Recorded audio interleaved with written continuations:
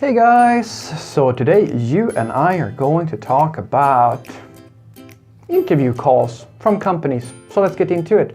So the question in question was, Frederick, how do I get interview calls from companies, or how does that work?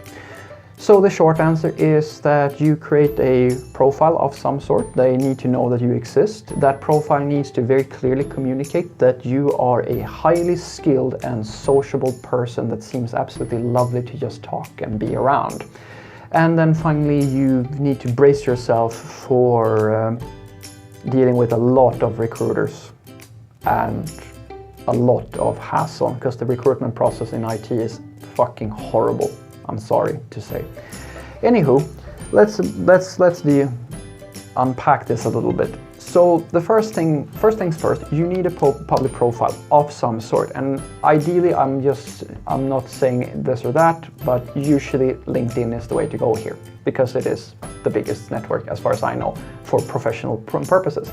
So creating a LinkedIn profile, if you're not getting any calls today and you don't have one, odds are that it is because you don't actually, and people don't know that you exist. Start by doing that. And a good LinkedIn profile is usually, there are so many guidelines for making a LinkedIn profile or making a CV of some sort, but the main thing is that you need to, in a very quick and concise manner, communicate that, as I was saying in the second step here, that you are a highly skilled, sociable person, and you do that by basically listing out all the things that are relevant. Not everything, like especially juniors might struggle with this a little bit because you don't know what relevant is, even if, let's say that you're not just junior in your career as a programmer, you're junior as a person. You might not have ever had a job or never had to figure out how to make a CV or like how to act in a business environment. Some of my coworkers would claim that I still don't know how to do that, but that's them.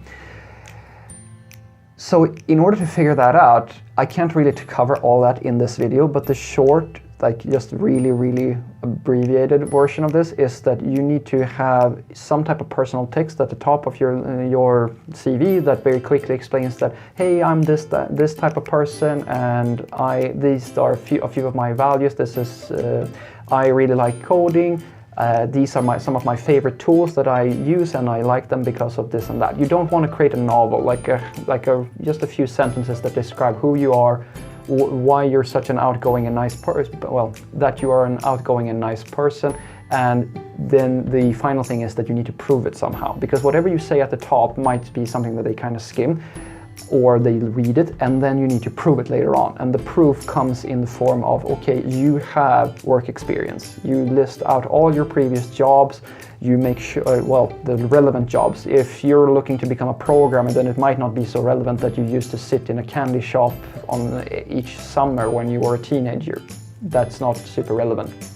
So keeping the jobs relevant. You might not have any prior ones, but if you have, it's a very good thing. And then make sure that you describe what you did at that company. Like, why were you at that company? Did you do this? Did you do that? What did you get exposed to? Did you learn something, etc., etc.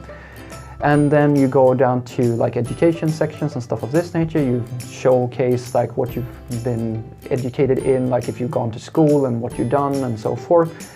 And of course, any personal projects you have, or courses you've taken on programming and things like that. Anything like that you can list out that just fills up proof. Because prior work, education, personal projects, courses and stuff like that is proof that what you said at the top, that you are really interested in programming and you have a few, and then you're really passionate about that.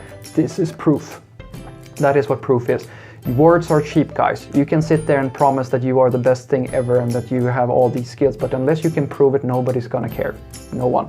And at the end, of course, you fill up these tags, and the tags are very important as well on LinkedIn, at least, because the tags are one of the things that will give you an index when you are searched, because that's how they find you. Recruiters find you through searching on keywords.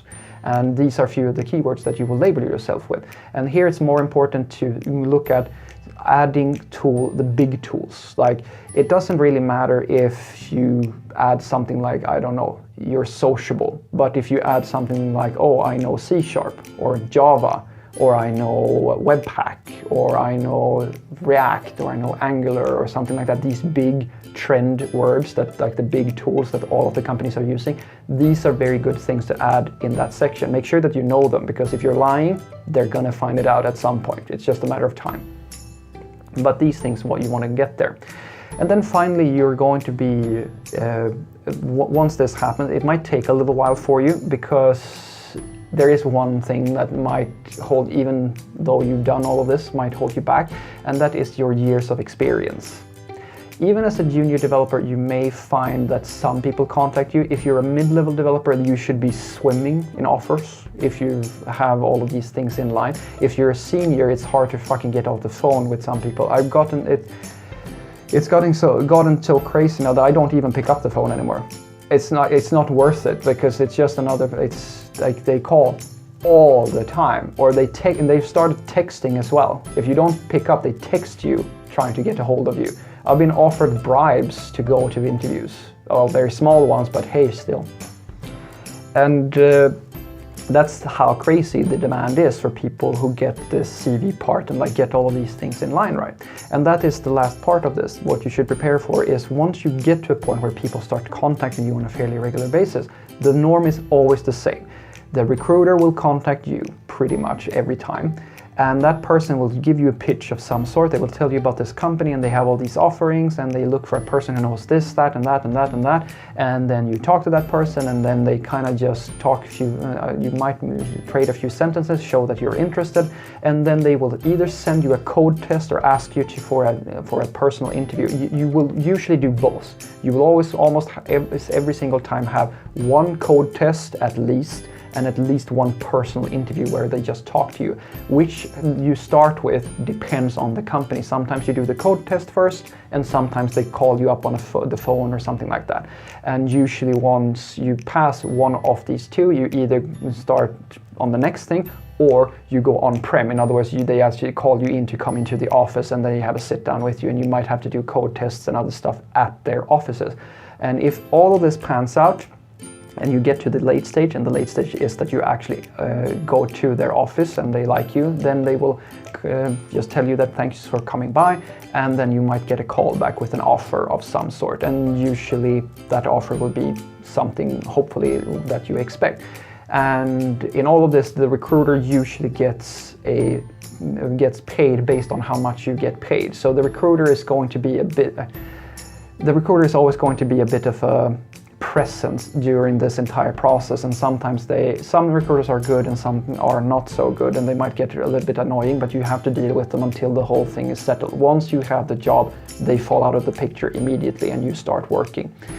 So that's pretty much the whole process. So what I want you to take away from this is that the process of, if you want to get called for the interviews and so forth by companies and have like inbound leads on yourself, you need to first and foremost make sure that people know that you are alive. Go to LinkedIn, create a profile, and set that up.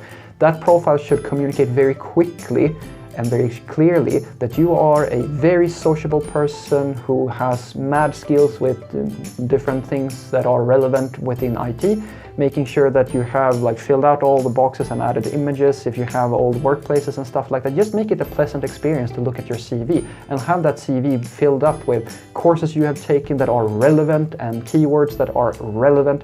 Don't waste people's time. Try to, in the shortest amount of time possible, communicate that you all are sociable and technically skilled. Lastly, when all of this is in line, also you will start getting some type of interest from recruiters, because they go to LinkedIn to fish, and they fish for everybody, depending on skill level, of course. But you need to communicate that you are skilled in some fashion, and they will start calling you, and then this song and dance starts, where you will always have some type of code test, pretty much always, and you will always have some type of social, like interview type of situation, where they just talk to you to make sure that you're a good fit for their company. And then you go to their office, you meet everybody, they say thank you and we will call you back, and then you get a call back, or like some response once they've made up their mind, right? Because you're probably not the only person in the pipe. They will most likely be interviewing more people. And yeah, that's pretty much the whole process. Have a great day.